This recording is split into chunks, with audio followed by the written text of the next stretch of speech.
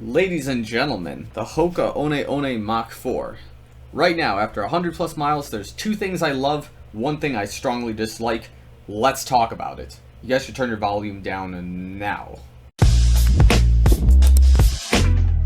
What is up, everybody? Welcome back to the channel. My name is Filip Latocha. Today, as you can guess by the title, we are going to be discussing 100 plus miles into the Hoka One Mach 4.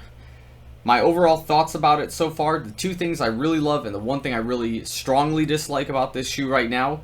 And we're just going to break it down. And if you guys agree with the assessment, then awesome. If you guys have some other questions about it, then, that's what the comment section is for. So as we get into that point, make sure you like the video, subscribe to the channel. And of course, if you're already subscribed to the channel and you're continuously watching this content, thanks so much, guys. Love you all. Let's get into it. Specs are going to be up here for this shoe. I'm not really going to get into them unless they're necessary for my breakdown of this shoe, which it kind of is at some point, but I'll address them as we get along. Overall experience right now, 100 plus miles in, this is currently holding up to the original theory I had when I did my first run in it, and that is that it feels really similar to the Pegasus Turbo 2, and that's an extremely hot take with a shoe like this.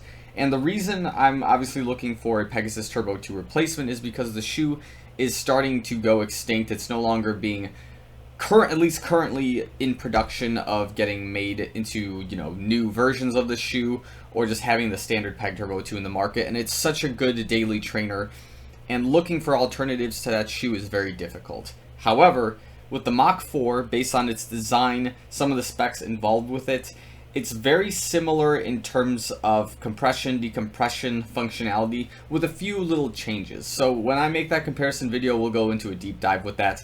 But overall, this shoe is really coming out as a strong daily trainer for me in my everyday to slightly faster type of runs. I love that a lot about this shoe. So first thing I strongly like about this shoe, the midsole and the outsole in tandem with your foot are very consistent overall. So what I mean by that is sometimes when you run in certain shoes and you're about halfway into your run or some kind of distance like that, you're going to start experiencing what I call foam fatigue, and it just feels like the shoe is starting to drag along. It's feeling a little bit flat. You're not getting the same decompression out of the shoe that you had when you started the run or something that you had a couple of days beforehand, right? So the rule of thumb with a lot of people is when you run in a daily trainer, you sometimes have to put it off to the side and swap it out with another shoe. You could do that just to give the foam some time to breathe, I suppose. But in a lot of cases, most people only have like one daily trainer and they need it to be consistent for everyday training or twice daily training. I would definitely recommend this for everyday training. Twice daily is a little tricky. We'll get into that a little bit later.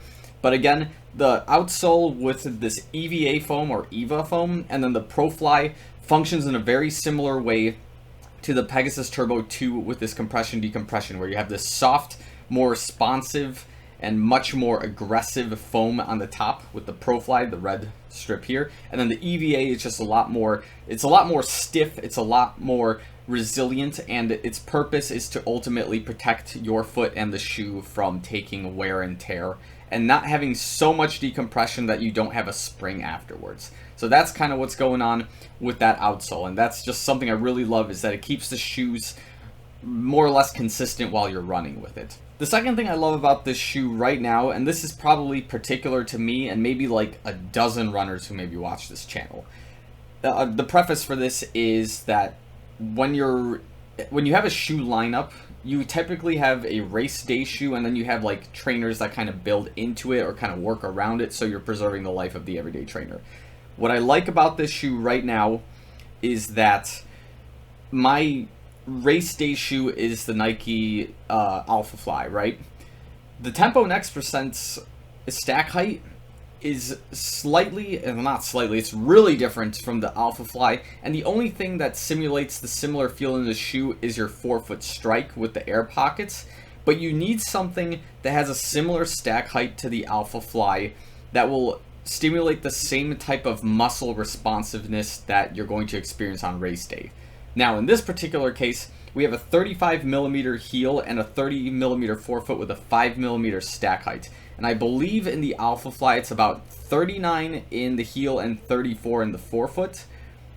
Or, I believe that's correct. But the idea is that the stack height for the Alpha Fly is about 4mm. This is about 5.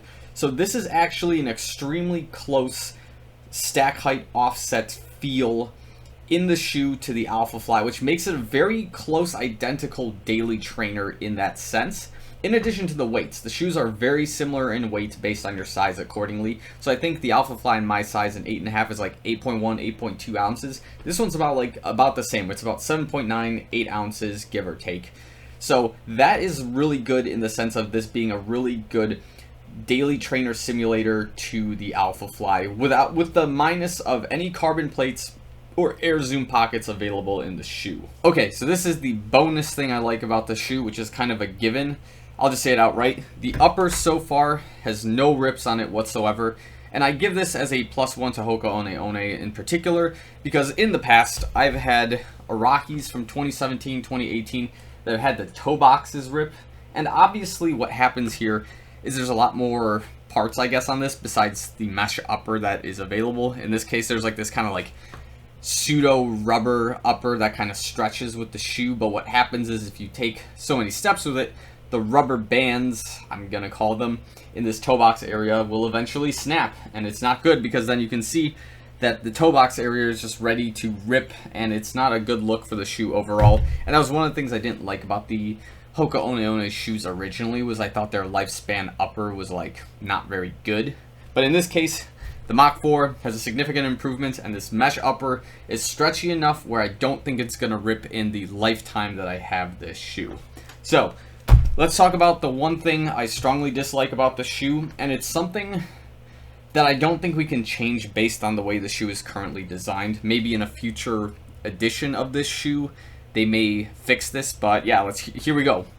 So as you can probably guess, the discussion I've had previously with the shoe in previous comparison videos was, what is the breathability like in this shoe? Is it water resistant? How is it handling moisture? And I'm gonna say it, it's not good.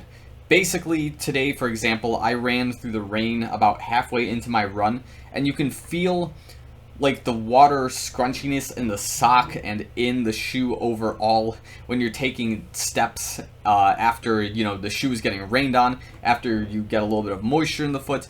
All of it is just starting to build up, and what happens is the shoe is, one, getting a little bit heavier, and two, you start feeling that discomfort from water just building up in the toe box area of the shoe, and it's not good. It's just not, you know, airing itself out like it would in something like more like, I guess, the Vaporfly 2 or the Alpha Fly or the Tempo Next Percent with like a fly knit design.